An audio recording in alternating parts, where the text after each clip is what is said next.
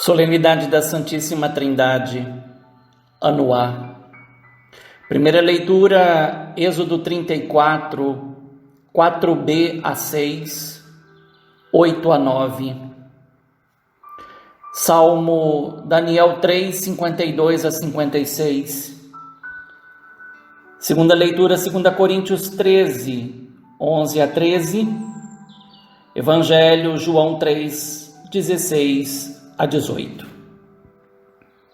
A ciência afirma que o Homo sapiens surgiu há 250 mil anos e há 80 mil anos atrás se espalhou pelo mundo a partir da África, imprimindo um novo marco na história da humanidade.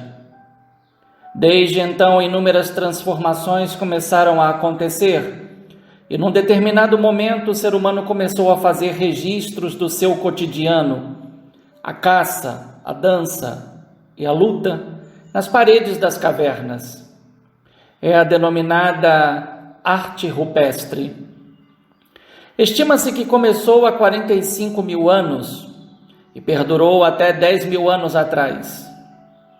Este é outro marco importante, pois o ser humano aprendeu a ser, além de caçador, um ser da terra, com a arte da agricultura. Deu-se a passagem da idade da pedra lascada ao período neolítico. É o início da sedentarização, que em pouco tempo fez surgir uma das maiores invenções humanas, a escrita, e que até os nossos dias não para de se desenvolver. Você deve estar se perguntando o que isso tem a ver com a solenidade da Santíssima Trindade. A resposta é simples. Ela não é uma descoberta do ser humano a partir das suas capacidades, mas, segundo a narrativa bíblica, é fruto de uma revelação que teve início no 2º milênio antes de Cristo e que alcançou a sua plenitude de acordo com a fé cristã, com Jesus de Nazaré e seu ministério público, que culminou no mistério pascal, apenas concluído no tempo litúrgico com a solenidade de Pentecostes. Se desde o início o ser humano se deparou com a realidade da morte, não à toa também está no início da Bíblia, pois se viu diante de um grande mistério. É possível que, ao refletir sobre a morte, o ser humano tenha descoberto a sua dimensão religiosa, pela qual começou a confrontar a limitação do seu ser com a exigência da existência do ser ilimitado e eterno, que passou a chamar de Deus. Ao olhar para dentro de si e ao refletir sobre a sua existência, o ser humano se percebeu pensando em Deus e no grande abismo que o separa dele. Deus passou a ser o grande motivo da sua existência e, talvez voltando aos registros rupestres, a caça, a dança e a luta, representados nas paredes, nada mais eram do que expressões cultuais. Logo, um modo de expor a sua dimensão religiosa, pela qual se colocava diante do grande mistério que descobriu dentro de si: Deus existe. Mas como ele existe? É um fato que, antes da revelação de Deus a Abrão, Gênesis 1 a 11, lança os fundamentos para a compreensão não apenas de Deus, Criador de todas as coisas, e que estas a ele estão submissas, mas, acima de tudo, oferece o sentido para o ser humano que admite a existência de Deus. Perceber que ele é comunhão e que esta é a maior finalidade da vida humana. É o que Gênesis 2,18 indica quando Deus diz: não é bom que o homem esteja só, vou fazer para ele um auxílio que lhe corresponda. Isto é, uma companheira semelhante. E ambos são imagem e semelhança de Deus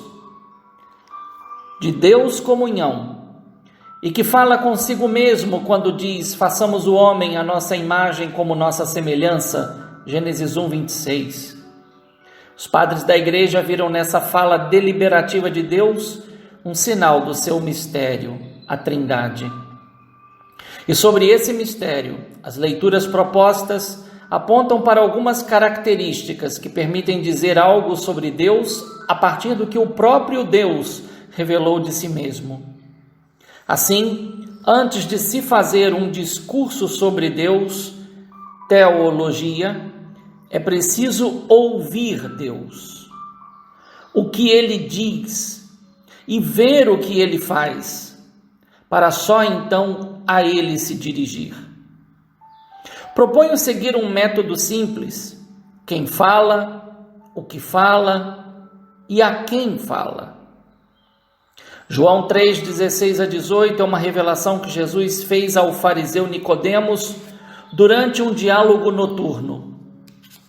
O conteúdo dessa fala de Jesus a Nicodemos permite dizer que Deus é Pai, pois tem um Filho unigênito, e que este foi enviado ao mundo com uma missão: salvar o mundo e não condená-lo. A razão para isso está na primeira frase: Deus amou tanto o mundo. E este amor é o motivo da doação do Filho. O dado curioso é que era de se esperar ouvir que Deus tanto amou o ser humano, mas no lugar está o mundo. Contudo, o amor de Deus pelo mundo tem uma finalidade: para que não morra todo aquele que nele crer, mas tenha a vida eterna. Com isso, o mundo e o ser humano se entrelaçam no laço que se estabelece entre o amor e a fé. Então, para se reconhecer o amor de Deus pelo mundo, é preciso ter fé em Jesus e aceitá-lo como Filho unigênito. Isto se confirma na ampliação do entrelaçamento entre o mundo e o ser humano, pois pela fé em Jesus é o ser humano que não é condenado, e segue-se a sua antítese: mas quem não crê já está condenado porque não acreditou no nome do Filho unigênito. Nota-se claramente a introdução de um dado novo, nome, ligado a Filho unigênito. Diante do fariseu Nicodemos, este dado remete à revelação do nome de Deus a Moisés. Êxodo 3,14, mediante o qual, se por um lado o ser humano é o artífice das suas escolhas diárias e do seu destino, por outro lado, pela fé em Jesus Cristo, experimenta o amor de Deus e se abre para fazer uma mudança de caminho e de novas escolhas, não mais e só em nível individual, mas comunitário. A exemplo do próprio Deus, que por amor escolheu salvar o mundo e o ser humano no seu Filho. Desta ação amorosa de Deus resulta o conhecimento que passa a determinar o comportamento: alegrai-vos. Em nível pessoal, trabalhai no vosso aperfeiçoamento, e em nível comunitário, encorajai-vos e cultivai a concórdia, vivei em paz.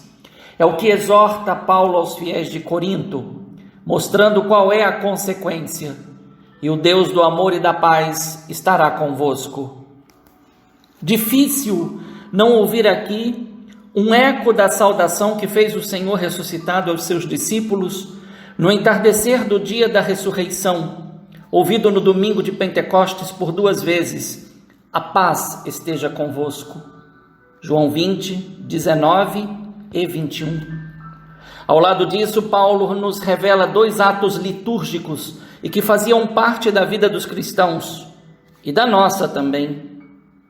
A saudação com o beijo santo, sinal de amor fraterno pelo serviço e pela comunhão, e a saudação trinitária, com a qual os cristãos se cumprimentavam, expressando a unidade da fé batismal recebida em nome da Santíssima Trindade.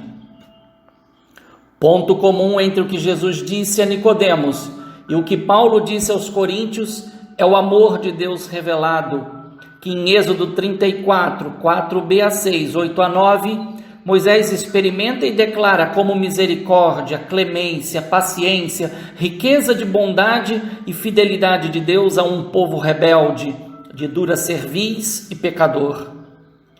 Entre a identidade de Deus e do povo, reveladas pelo agir de cada um, está Moisés, que intercede e faz o papel de mediador.